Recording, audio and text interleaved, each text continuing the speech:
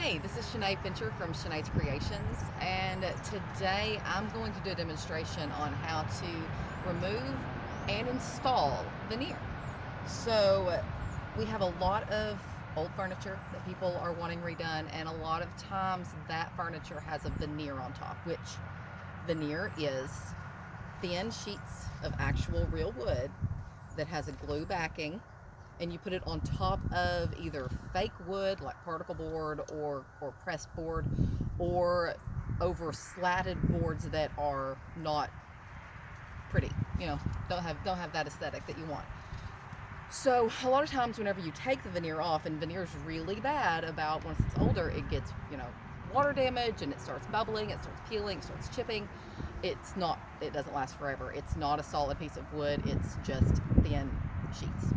So you'll find your old furniture, you've all seen it, they're chipped, they're dinged, you can't really repair it, it never looks right when you use wood filler. So if you really want to bring a piece back to life, replacing the veneer is the way to go. So veneer comes in multiple styles, multiple types of wood.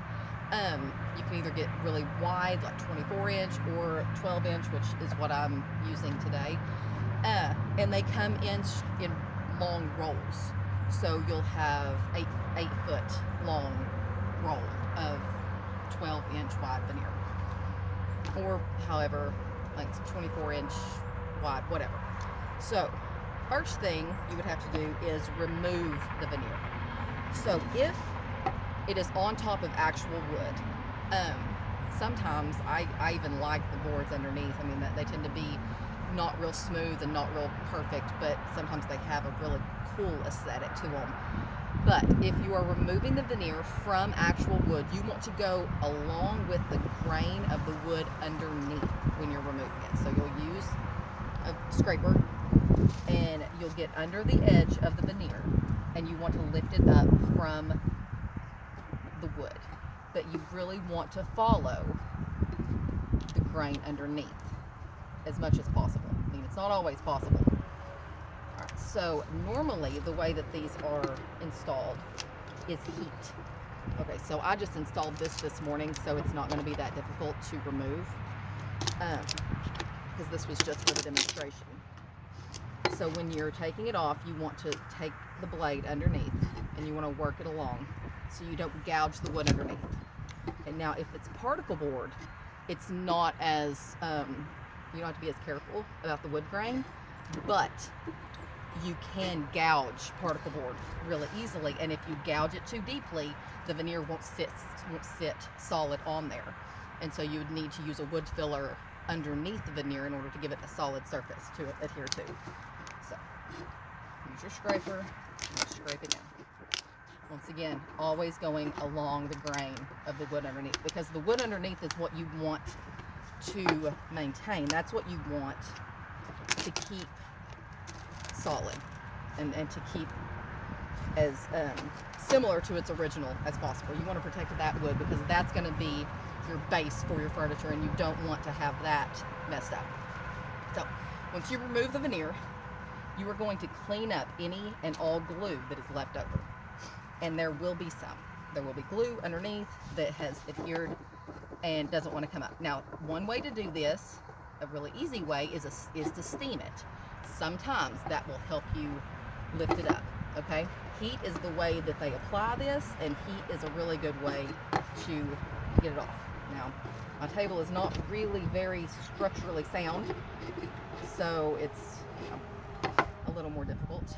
But if you want to use an iron over the top of it just for a minute, and then sometimes that will loosen the glue enough to where you can pull it off. All right, so then once you have all of it removed, you want to clean it. Now, there are many different kinds of cleaners you can use. I really prefer basic acetone. It will take off any residue, it'll take off any oils, and it dries super fast, so you don't have to worry about waiting for dry time. So you wipe down the whole area that you want to reapply the veneer to with the acetone. That's going to clean off any oil underneath, any glue residue, anything that's seeped in under the veneer. It's going to clean that off, and it's going to give you a better adhesion. Then, if there's any flaws, any bumps, any irregularities to the wood, you're going to want to sand it. And you can use a sander, whatever. Wasn't doing that for the purpose of the video, but yes, you're going to want to sand the entire surface. And it doesn't have to be super smooth because you want it a little rough for something to adhere to. Okay, it's like when you notch things or when you buff things before you put glue on them. It's the way that you would buff your fingernails before you apply fake fingernails, because the glue adheres better to things that aren't perfectly smooth, because it gives them something to bind to. In that, if it is especially if it is a super smooth surface like laminate underneath, and you can't take the laminate off without causing underlying damage, which sometimes happens, contact cement. So what I like to do on all of it, I really feel like this is a good tip anyway, is use just a super thin light coat of contact cement on the underlying wood. And you want it super thin. You don't want to hold, you don't want to cake it on there, because all you're doing is giving it an adhering area. So you use the contact cement, you cover the entire area with that thin coat. Choose a brush, it's the easiest way to do it. And then, so the laminate, or the veneer, the veneer has glue on the back of it, and it looks rough. Okay, I don't know how well y'all can see the texture there, but it has a bumpy texture. And what you're going to do is you're going to apply it just the same way as it was taken off. You're going to apply it in the opposite direction, with the grain facing the opposite direction of the underlying grain.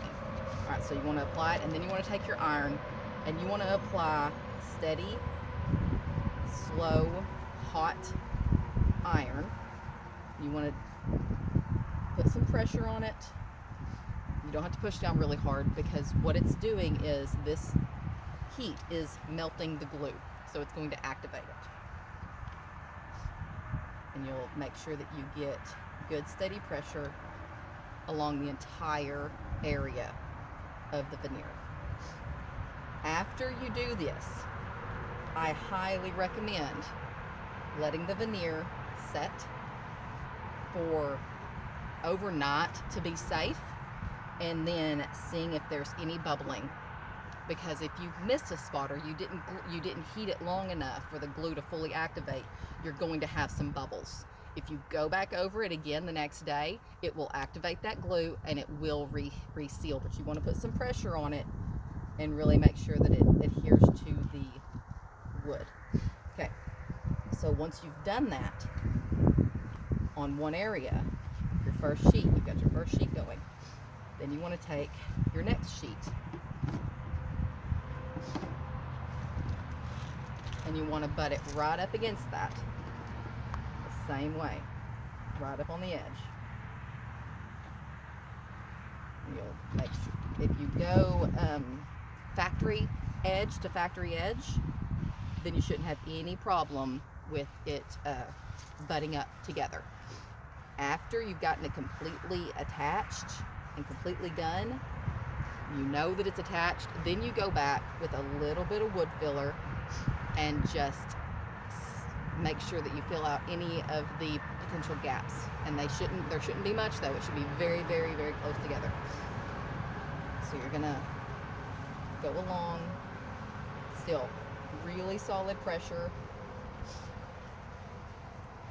Make sure you get the edges especially, because that's where your weakest point of your veneer is going to be, is the edges of the veneer. That's where it's going to peel, that's where it's going to lift up. If it's going to, that's where it's going to happen. So you want to make sure that you get your edges really tight, but you want to try to cover the entire area of the veneer evenly with the iron. So once you feel like it's fully adhered down, you let it wait, you let it sit, and you let the glue cool, because right now the glue is still hot and it's going to take a minute for it to cool down. So you want to let the glue cool for a little while. We're not going to for this video, but to let the glue cool until it's really cool to the touch, because you want that glue to be like hot glue. You know, when hot glue is cools to room temperature, it becomes solid. That's the way you want this to be. Then you're going to go with your knife, and you want, when you're applying it, you want to make sure that you have at least a 1/4 inch longer than the board. You want it to overhang over the furniture top at least a 1/4 inch. Then you want to go with your blade, and they sell specific blades for laminate cutting. A really steady, slow, careful hand with a basic razor blade is just as good. You just have to be very, very specific and precise about it. So you want to keep your blade very, very parallel to the board, to the edge of the board, and you want to slice it. Okay, so then after you've got it as close to that edge as you can possibly get it, you're going to go back around and do this. Then you're going to take your paper, your sandpaper. I highly, highly recommend against using an electric sander on the edges of this veneer. The reason is, whether you use an orbital sander or an oscillating sander, or if you use like a belt sander, that movement is going to lift that veneer up, and you don't have enough control over it. In this case, I really think the control is of the utmost importance, and it's way more important to have the control than to have the convenience in this case. So you want to take your sandpaper, and you want to sand at like a 45-degree angle. Make sure y'all can see this. You want to sand it at a 45-degree alongside this angle. So you want to make the angle smooth. It doesn't need to be at a full 90. You want it to be at a 45. And this is only on the edges. This is only on the outside edges, but it will make for a better finish. It'll make for a stronger edge, because if it's a 90-degree angle, if there's any overlap, it's going to lift, and you don't want that. So do the 45, and then once all that's done, you wait overnight, you recheck it, reheat where necessary, readjust that glue, and then after that, after everything's cooled and everything's done, then and only then do you stain and seal and finish. And I will be having some pictures of some pieces that I've done in this way really soon, before and after, and I will also attach this video to some of them, because this is a really, really great way to bring old furniture back to life, especially those sentimental pieces that you loved out of your grandma's house. So thank y'all so much for watching. I hope the video was helpful, and I hope that you enjoyed it. So I'll see y'all later. Bye.